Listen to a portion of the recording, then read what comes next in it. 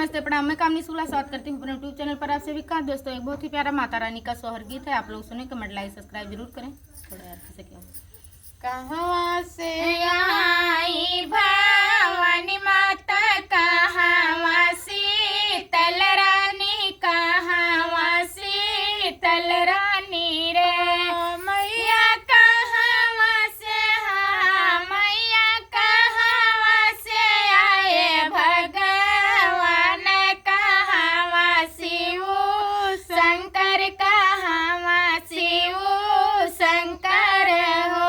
पूर्वा से आई भवानी माता, पछुआ शीतल रानी, पछुआ शीतल रानी हो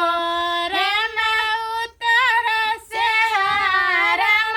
उतर से आए भगवान, दक्षिण शिव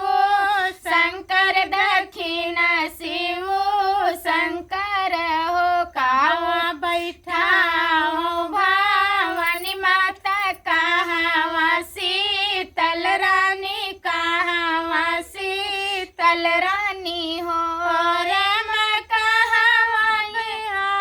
राम, कहवा बैठा हो भगवान, कहवा शिव शंकर, कहवा शिव शंकर हो निबिया बैठा हो भवानी माता, थानवा शीतल रानी, थानवा शीतल रानी रे रमा ऊंच सिंहासन भगवान, रघ शिव शंकर, रघ शिव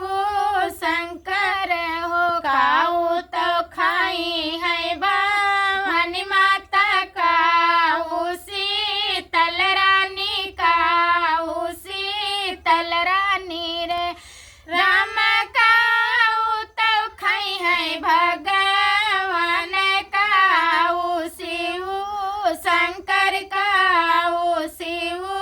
शंकर हो लेऊंगा तो खाई है भवानी माता, जय फर शीतल रानी, जय फर शीतल रानी रे राम दूधवा पियाई, राम दूधवा पियाई भगवान, अक्षत शिव शंकर, अक्षत शिव शंकर हो काऊ तो दिया है भवानी माता, काऊ शीतल रानी, काऊ शीतल रानी रे हे हो काऊ तो दिया है भगवान, काऊ शिव शंकर, काऊ शिव शंकर हो अनधन दिया है भवानी माता, पूतवा शीतल रानी, पूतवा शीतल रानी हो हे हो संपत्ति दिया है भगवान, यही बात शिव शंकर, यही बात शिव शंकर हो। हेलो दोस्तों, हमारा गाना आप लोगों को कैसा लगा कमेंट में ज़रूर बताना। Please comment like subscribe share करना मत भूलिएगा। प्लीज़ दोस्तों हमें भी सपोर्ट कीजिए।